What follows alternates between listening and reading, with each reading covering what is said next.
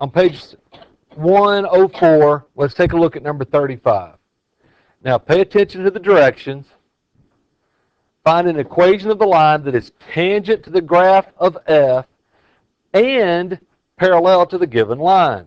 All right, if we're going to have to write an equation of a tangent line, we need to know the slope of the tangent line, don't we? The derivative gives us the slope of the tangent line, or at least it's a formula to find the slope of the tangent line. Now this, and parallel to the given line. What do we know about parallel lines and their slopes? Slopes are equal. So we got to do some calculus and we got to do some algebra at the same time. So f of x equals 1 over the square root of x. So first let's find the derivative. The definition says that f prime of x equals the limit as delta x approaches 0 of f of x plus delta x minus f of x, all of that over delta x. Let's find the derivative. We'll figure out what to do once we found the derivative. All right. We need to get f of x plus delta x. So you look at your function f, and everywhere you see an x, you replace it with x plus delta x. So instead of it being 1 over the square root of x, replace the x with x plus delta x and get 1 over the square root of x plus delta x. Then the rest of the numerator is minus f of x. So minus, and then put 1 over the square root of x. And our denominator is delta x. We cannot substitute to find this limit because that would give us a denominator of 0. That won't work. All right, we got two fractions in our numerator. Let's get rid of them. Multiply by those two denominators multiplied together.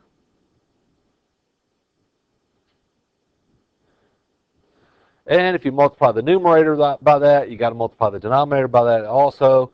And this will get rid of the fraction. Now, sometimes we're having trouble with this step. You've got to multiply 1 over the square root of x plus delta x by your least common denominator, square root of x plus delta x times square root of x. And you have to multiply negative 1 over the square root of x by that least common denominator, square root of x plus delta x times square root of x. So when you multiply 1 over the square root of x plus delta x by your least common denominator, the square root of x plus delta x's divide out, leaving you with 1 times the square root of x, which is the square root of x.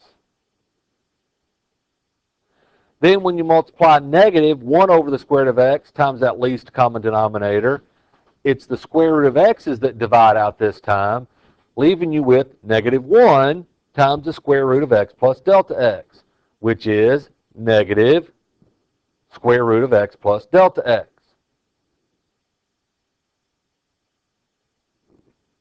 Do not multiply the denominators out. Leave it factored. Now, on the first step we did, I heard somebody say conjugate. Now it's time for the conjugate. You see why I didn't do the conjugate yet? I needed to get rid of the fraction first. Now I got to get rid of those radicals. So multiply by the conjugate over itself. And that's a minus b times a plus b. The result of that will be a squared minus b squared. So it's the square root of x squared x minus the square root of x plus delta x squared, which will be x plus delta x. Why did I put the x plus delta x in a parentheses?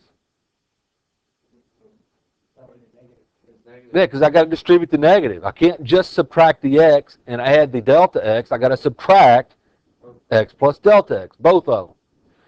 Leave the denominator as it is. Do not multiply all that out.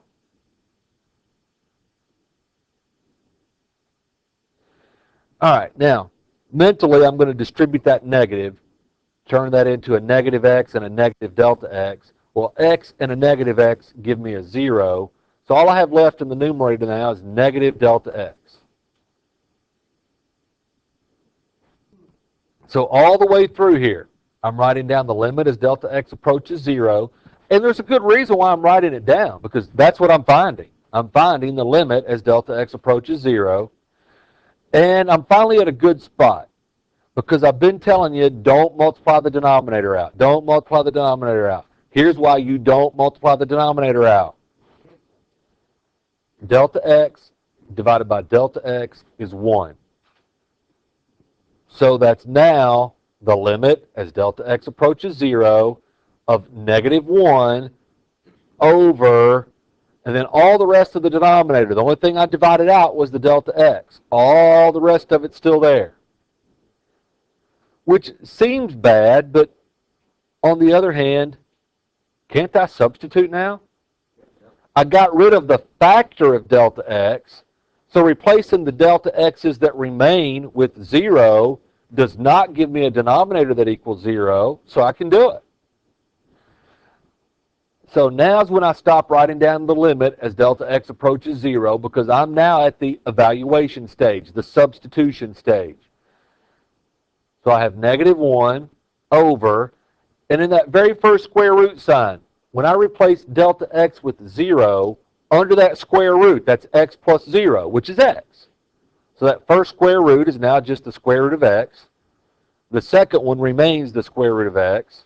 Then in the parentheses, the first one is the square root of x plus, and then the last one, when I replace that delta x with 0, underneath that last square root sign, x plus 0 is x, so square root of x.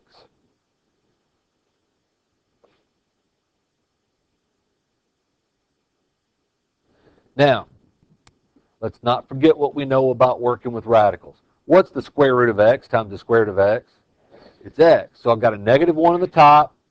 That square root of x times square root of x is now x. And then in the parentheses, I'm not multiplying, I'm adding. So the square root of x plus the square root of x is 2 times the square root of x. And the only thing I'd like to do differently is it's more conventional. Instead of writing x 2 radical x, it's more conventional to say 2x radical x. So I've got the negative in front, I've got the 1 in the top, then I've got 2x radical x. Now, that took a while, but we got the derivative. The derivative is a formula to find the slope of the tangent line. Now, instead of them giving us a point to then use with this formula to get the slope of the specific tangent line at the specific point, they simply said that this tangent line is supposed to be parallel to this line. Well, if our tangent line is parallel to this line, then they have equal slopes. So let's figure out what the slope of this line is. So x plus 2y minus 6 equals 0. Put it in slope-intercept form, and we'll know the slope. So I'm going to subtract x and add 6 to both sides. Then I'm going to divide everything by 2.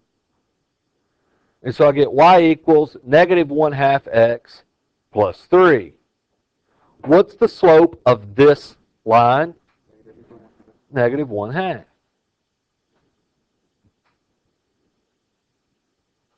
So what's the slope of our tangent line have to be?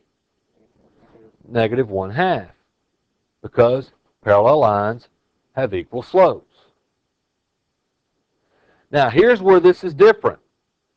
Before, they'd tell us the x-coordinate that we needed, and then we'd use the derivative to find the slope. We'd have a point that they gave us, the slope that we found, point-slope form. It's a little different this time. We know the slope of our tangent line now, but we don't know the point of tangency. But our derivative is a formula to be the slope of the tangent line. So our derivative has to equal the slope of the tangent line, doesn't it? So our derivative, f prime of x, which is -1 over 2x radical x, must equal what we now know is the slope of the tangent line, -1/2.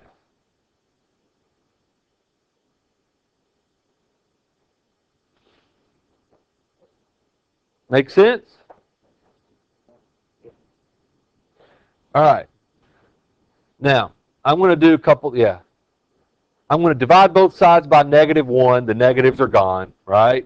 Then do cross products. 1 times 2 is 2, and 1 times 2x radical x is 2x radical x. Divide by 2. Change x radical x to exponential notation. X to the 3 halves. That's x to the 1 times x to the 1 half. That's x to the 3 halves. And the reason I did that is because now, what do I do to get x? Yeah, or just square it and take the cube root, or raise both sides to the 2/3, right? 3 halves to the 2/3 ends up being to the 1. Either way, I'm fine either way. Square it, take the cube root. Anyway, if you square 1 and take its cube root, what do you get? So x has to equal 1. Okay. Now we know where the point of tangency is. It's where x equals 1. We go back to the original function and figure out what the y-coordinate is. So go back all the way back to f of x, which is 1 over square root of x. So when x equals 1, f of 1 will be 1 over the square root of 1, which is 1. So when x equals 1, y equals 1. Therefore, 1, 1 is the point of tangency.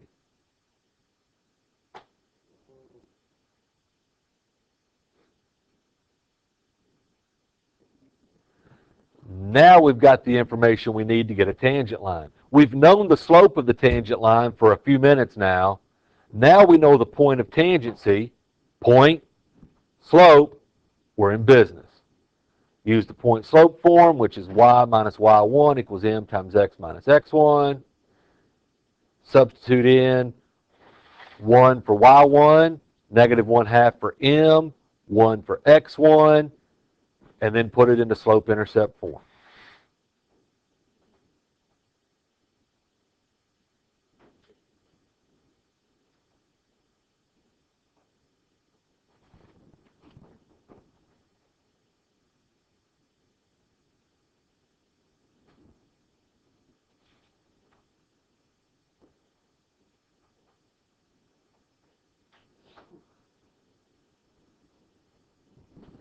Questions? That is a lot of work. Does it make sense? Does it?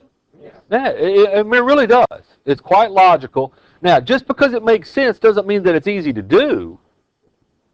But, I mean, making sense, that's a good step, right? A few days ago, it didn't make sense. So we've gotten somewhere. All right, we ready to move on? Okay. Now, number 45. On the directions for these, we're supposed to sketch the graph of f prime. We have to sketch the graph of the derivative. So, to make matters worse, they don't tell us what f of x equals. They don't tell us what the definition of the function is algebraically. So we can't find the derivative the way we've been finding the derivative. So we have to sketch the derivative, and then we have to try to explain what we did. All right, at its most basic, what is the derivative? Slope of the tangent line. So look here, look at our function f. Let's just start at the left, and we're going to move to the right, drawing in tangent lines. What's the slope of that? Oops, I didn't mean to draw it right on top. What's the slope of that tangent line? Positive or negative? Negative, and steep, right? Positive or negative? Less steep. Positive or negative? Negative, less steep. So this doesn't make any sense, but I'll bet you know what I'm talking about. Less negative, getting closer to 0, right? So they're all negative, but as we move from left to right, they're going from being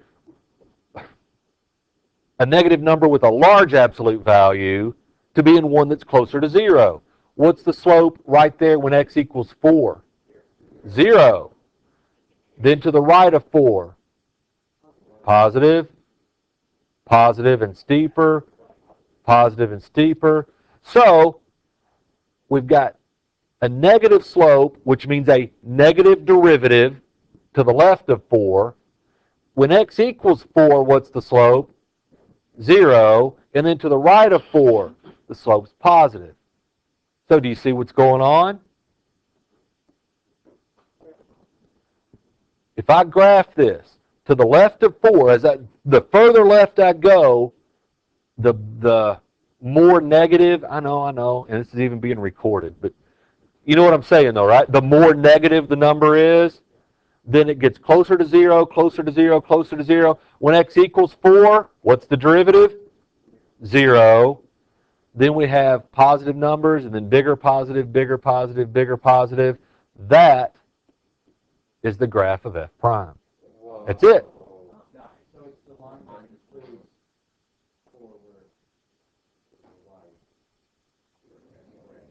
Yes.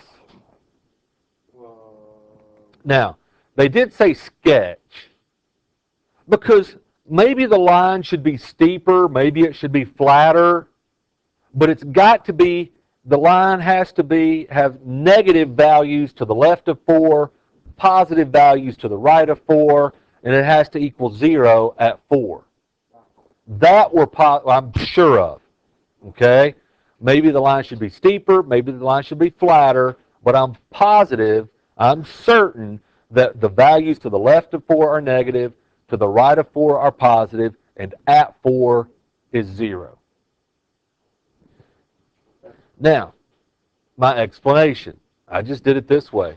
I said the slope of f is negative on the interval from negative infinity to 4 and positive on the interval from 4 to infinity. Or I said 4 to 0, 4 to infinity.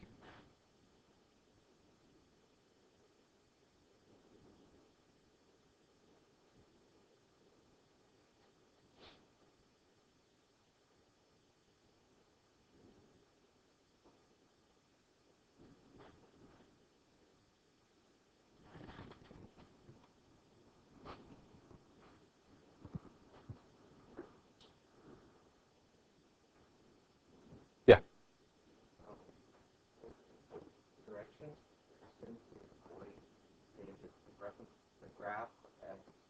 Mm-hmm. Well, see how they have A, B, C, and D as options? So one of those should match up with each problem. All right, let's see. Let's do 46. I guess that's on the next slide. There we go. Same directions. Sketch the graph of f prime. Now, we keep saying that the derivative is the slope of the tangent line, and I'm going to keep saying that all year long. But sometimes we'll just say that the derivative is the slope of the graph. The slope of the tangent line and the slope of the graph are interchangeable terms. Okay? Which means that when you have a function made up where the graph is a line, that the slope of the line is the slope of the tangent line because it fits both things. Okay? So if the slope of the tangent line means the slope of the graph, if we can find the slope of the graph, that must be the slope of the tangent line. Okay? So look at number 46 here. For some reason, they're letting 4 be the important part here. What's the slope of the graph of f to the left of 4 from negative infinity to 4? Yeah, not only is it negative, but it's a negative 1, isn't it? What's the slope of the graph of f to the right of 4? Yeah, not only is it positive, it's a positive 1. So when we graph the derivative to the left of 4, the derivative will be negative 1.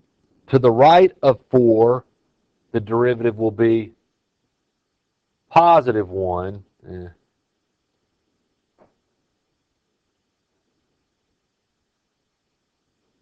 What happens at 4? There's no limit. The derivative does not exist at 4, does it? Remember, the derivative does not exist if there's a cusp in the graph. That qualifies. So, open circle, open circle. Now, something I need for you to notice about, well, okay, let's finish this one up. There's my explanation. The slope of f equals -1 from negative infinity to 4. The slope of f equals 1 from 4 to infinity. That's how come my graph looks like it looks.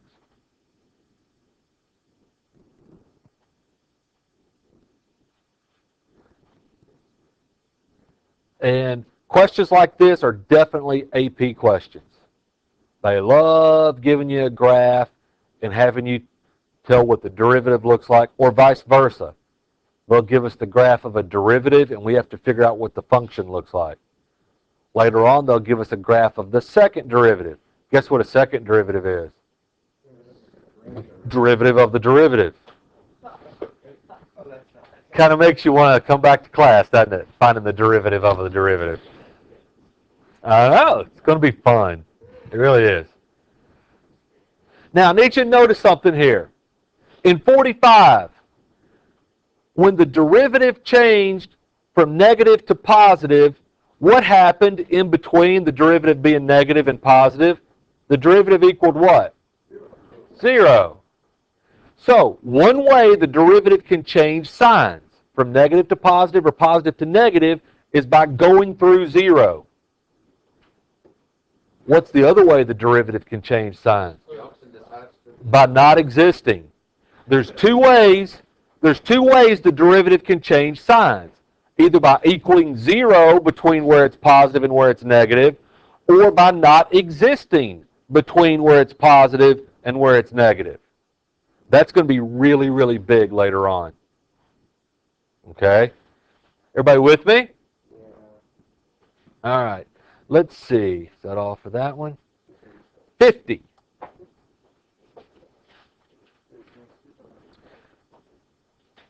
The limit represents f prime of c for a function f and a number c. Find f and c. Nope. There's not very much work for this problem.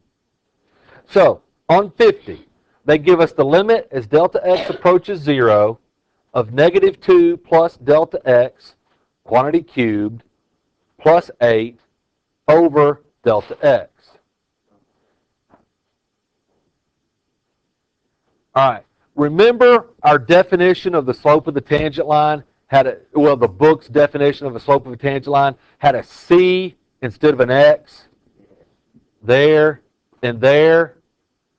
So I've written that version of the limit out right there so we can compare. I think finding c is the easiest part. Okay, evidently finding c is not the easiest part. Probably still is. See how this parentheses says c plus delta x? Somebody said it. Forget the cubed. It's -2, isn't it? Isn't that the same spot as that? Yeah. You're saying you're agreeing with me, so I'll move on. Yeah. No. What? Yeah. All right. Now, the cube. You know what you were looking for when you were talking about the cube? You're talking about the f. Then you're talking about the function. Okay? Because look, remember what this notation means. It means go back to your function f. Every time you see an x, you put in c plus delta x. So there must have been an x right here. And it was replaced with -2 plus delta x. So the c must be -2. With me? Now, but since that whole thing got cubed, doesn't that mean that that whole thing was the x? Yeah. Oh, wait. Whoa. Wait. Yes. All right. Look. This notation means go back to the function f And every time you see an x, replace it with c plus delta x. So this right here is where they went back to the function f and replaced x with c plus delta x. So what's in the parentheses here had to be the x, because it got replaced with c plus delta x. So that whole parentheses had to be the x. So what are they doing to the x?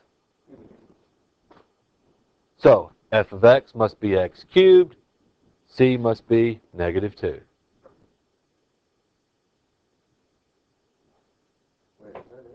That's it. Now, we can double check it with the leftover part of the numerator, the f of c, the negative f of c. All right, it was negative, and if c really is negative 2 and f really is x cubed, f of c would be negative 2 cubed. So if you've got that negative sign in front of a negative 2 cubed, do you end up with a positive 8? Yep. Yeah, now those are kind of hard. And I'll even make it worse, because I used that. I used the limit as delta x approaches 0 of f of c plus delta x minus f of c over delta x. Is there another version that we've seen that has a c in it? There's this, isn't there? The limit, that's right, as x approaches c of f of x minus f of c over x minus c. So like on number, say, 51, on number 51, since there's not a delta x in the denominator, we'll be using this one instead of the delta x one. I'll let you decide what the answer is. But I just wanted to warn you, we've got two different definitions with c's in them. You just have to figure out which one's appropriate. I know, I just keep making it more and more fun. 73. The directions for 73 say to use the alternative form of the derivative to find the derivative at x equals c if it exists. That's just kind of mean of them to say if it exists. All right, for 73, we've got f of x equals x cubed plus 2x squared plus 1, and they tell us that c equals negative 2. The alternative form of the derivative is the one I just wrote down there, f prime of c. So not a general formula, but the derivative at the specific point where the x coordinate equals c equals the limit as x approaches c of f of x minus f of c over x minus c. So that's the alternative form of the definition of derivative. For this problem, c equals negative 2. So we'll be finding f prime of negative 2. And it equals the limit as x approaches c, so as x approaches negative 2, of f of x, well, what's f of x equal? X cubed plus 2x squared plus 1 minus f of c. All right, so go back to f of x and replace every x with c. And what does c equal? Negative 2. So replace every x with negative 2. There and there.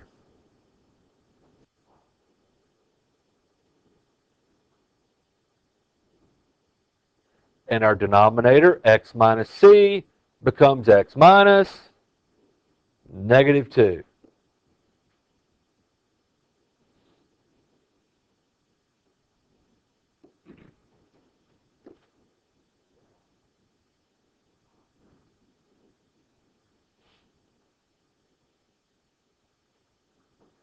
You ready to move on? All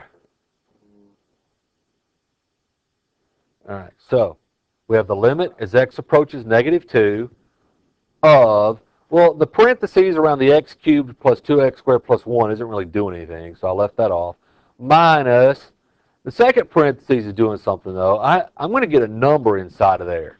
However many steps it takes you to get your number, you can probably do it in one step, okay? But when I cube the -2, I get -8. Here, when I square the -2, I'll get a +4, and then 2 times 4 is a +8. Don't forget my +1 there. In the denominator, x minus -2 is x plus 2. Now, combine like terms. All right, the limit as x approaches -2. I've got the x cubed, I've got x squared. In my parentheses, what do I get? What's -8 plus 8 plus 1? Get a 1, right? So I've got 1 minus 1. 0. Ooh, that got better in a hurry.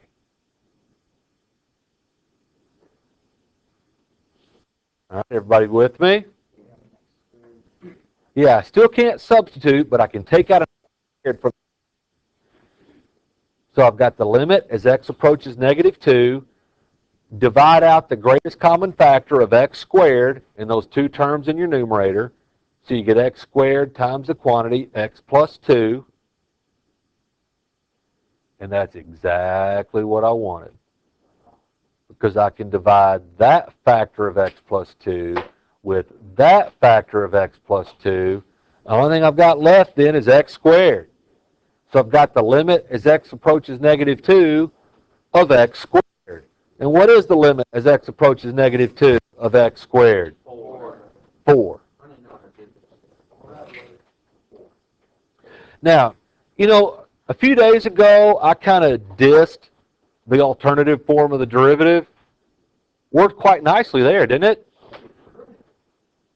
It's kind of better than cubing that x plus delta x that you would have had to do using the regular definition. Now, the problem is, if we needed the derivative again at another point, we got to do all this again. But for a one-time thing, that was a pretty good method. All right, we good on 73? Sure. 91. You all knew that one was the next one, didn't you? I don't even know what page we're on anymore. 106.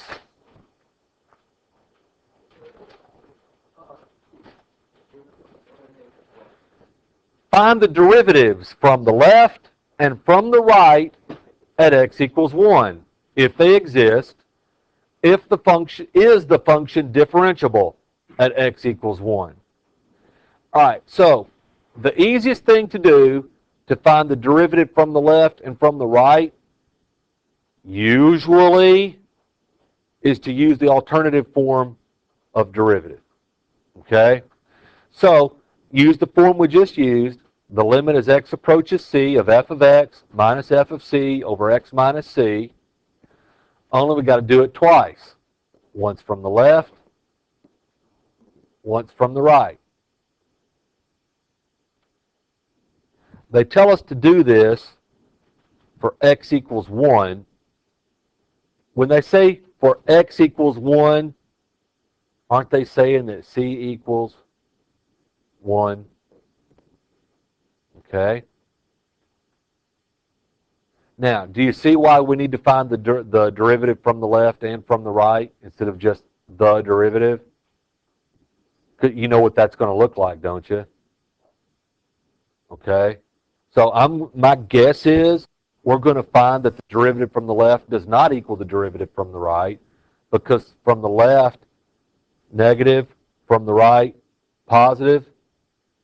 That's sure what I think is going to happen. So I think we're going to get that the derivative does not exist. So it would be non-differentiable at x equals 1. So I think that's what's going to happen. Let's see. All right, let's just do one at a time. So let's find the limit as x approaches 1 from the left. of. Well, f of x, that's f of x. It's the absolute value of x minus 1, minus f of c. Since c equals 1, that'll be the absolute value of 1 minus 1 over x minus c, x minus 1. So that's the limit as x approaches 1 from the left. All right? In the second absolute value signs, 1 minus 1 is 0. The absolute value of 0 is 0. Something minus 0, the minus 0 doesn't do anything. So don't I end up with the absolute value of x minus 1 over x minus 1? Now, we did problems like this back in Chapter 1 when we were just finding limits. Sometimes the absolute value signs change the sign of an expression, and sometimes they do nothing. It all depends on the sign of what's inside. If what's inside is positive, the absolute value signs don't do anything. If what's inside is negative, then the absolute value sign switches the sign. Right? So, if x is approaching 1 from the left, that's from numbers smaller than 1. Something smaller than 1 minus 1 is going to be negative. So the absolute value sign changes the sign. So call it negative x minus 1. Now the objection some students have at this point is, well, how do you know it changed it? You know, how does it? Well, I've always thought absolute value signs change negative numbers to a positive, so why'd you put a negative number in front? All right? If you've got a negative number, like negative 3, doesn't putting a negative sign in front of it change it to a positive? Yeah. So our x minus 1 is a negative number. Putting a negative sign in front of it changes it to a positive. You with me? All right, what's x minus 1 divided by x minus 1? So we're finding the limit as x approaches 1 from the left of negative 1. What's the limit of negative 1 as x does whatever you want it to do? Negative 1.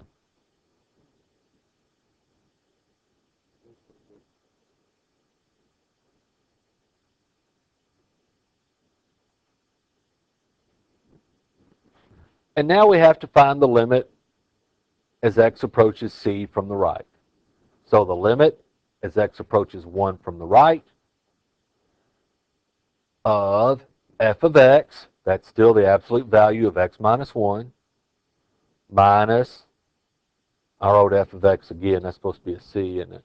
Minus f of c, which is again absolute value of 1 minus 1, over x minus c, again x minus 1.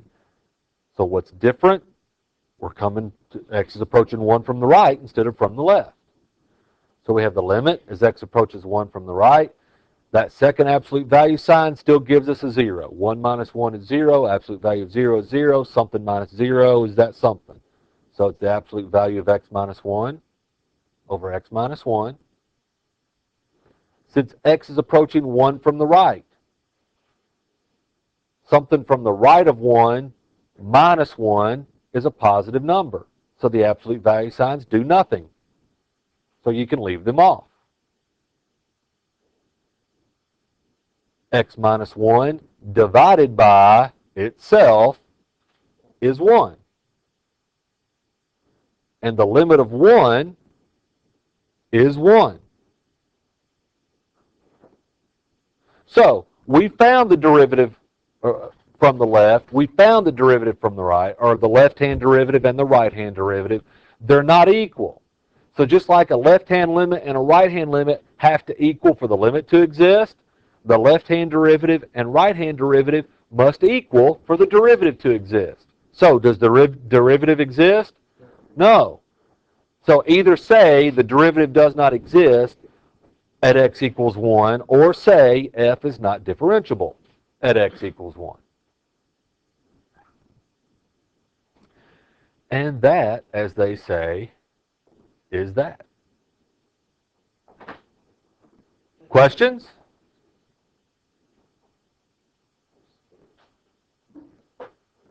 It's not real scary. Now that's scary. That is